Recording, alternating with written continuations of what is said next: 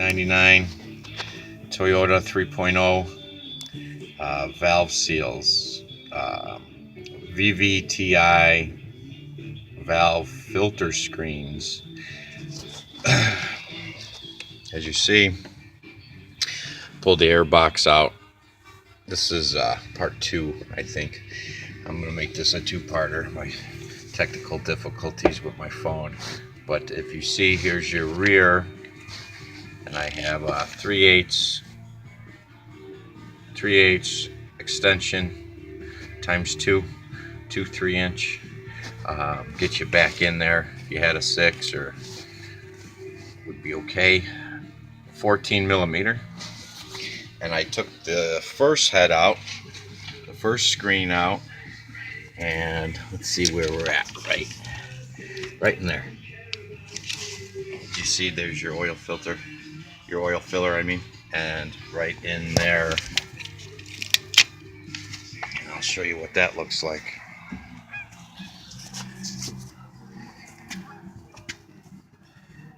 Little cone screen.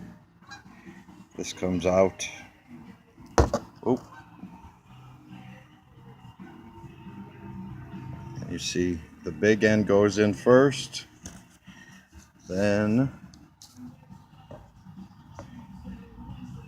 the screen fits in to this bolt.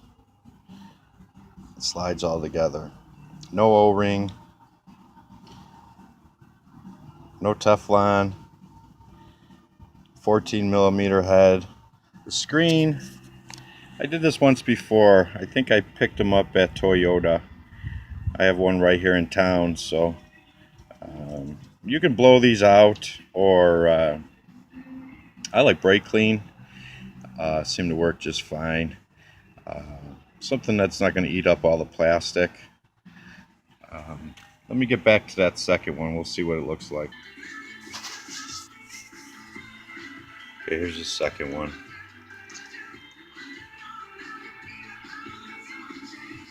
I don't see them being terrible. I was getting a VVT sensor, 1350. I put Miracle Marble Mystery in the oil. Figure I'd do a little sludge busting. Then I was going to do an oil change. I got a VVT. Guess it looks, first one looks a little dirty, but not blocked up. So I don't think that's the issue here. I'm going to clean them up, put them back in. But I wanted to show you, previously I said there were no O-rings, but there is a washer on each one. And I hope you can take that bolt out without losing that washer. I'm sure they're a compression washer. Well, I don't have them. I don't have the new ones. I'm going to put it back together. If I get a little seepage, I'll just change them out again. No big deal. You got to clean these on a regular anyways. Toyota engineering. Overthinking everything. But this is made to catch all those little particles. That 40,000 mile engine gonna have a bunch of shit in it, so probably good to have these periodically. I would say even maybe every third oil change, pull it apart, clean them. Might save you a little headache with your VVT. I had the back one stuck in the head.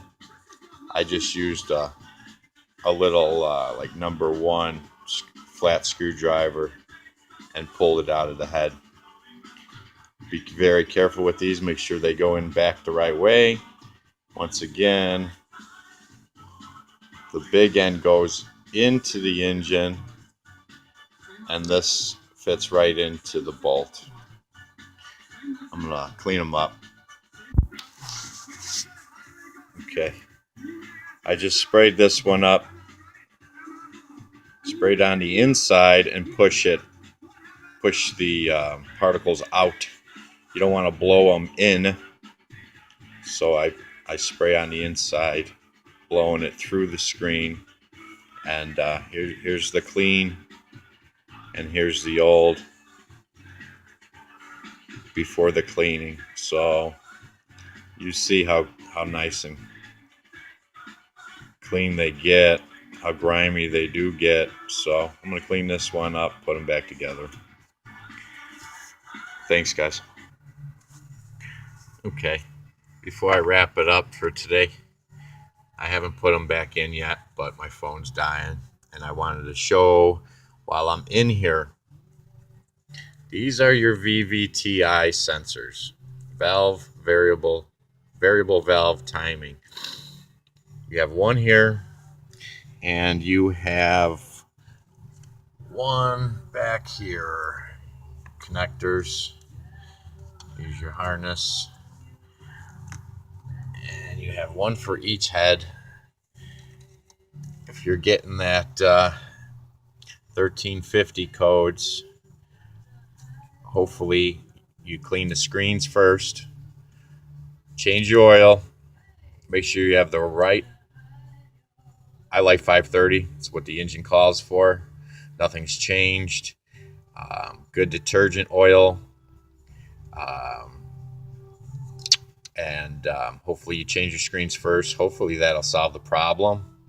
Go ahead and clean your screens, change your oil, put it all back together, reset your computer, and hopefully you don't get that code, VVT. If you do get that code, these, if I remember correctly, are about $90 a piece. And dirty oil destroys them. And that's what those screens are supposed to do. But what I had done is a little bit of Marvel Mystery Oil. And I would say maybe 5-6 ounces. And next thing you know, I got a VVTI 1350 code. So the Marvel Mystery Oil does work. Eats up, cleans up all that, breaks up all that sludge inside the engine.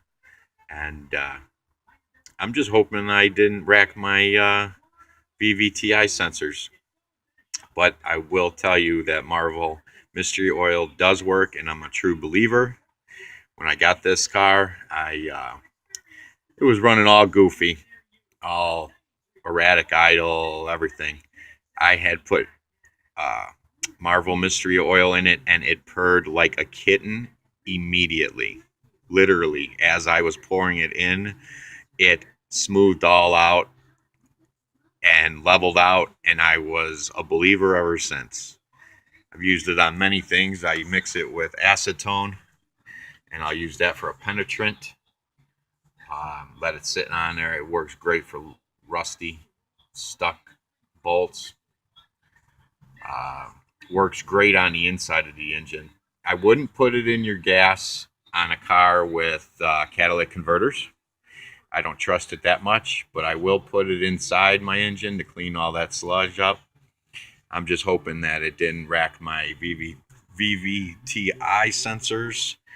I think that I just need a good oil change and clean these screens, put those back in, and I might go to high mileage motor oil. Those cam sensors, cam seals are leaking up in front. Got some seepage there, and I might just go to high mileage. 240,000 miles on this motor. I'm not about to break it all apart, and but I will change gaskets and that sort of thing. But I have a few other things I need to worry about right now, and I can't get at it. And I'm either going to buy high mileage oil or get the maybe that AT additive.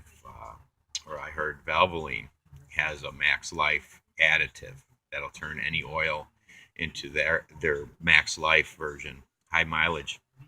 So I'm going to look for that, I think. And I had just bought 10 quarts of oil for 2 oil changes. I'm getting ready to head out west I know I'm going to be putting miles on, so uh, not to promote Farm and Fleet, but we have Farm and Fleet over here, and they have their oil on sale, conventional $1.69.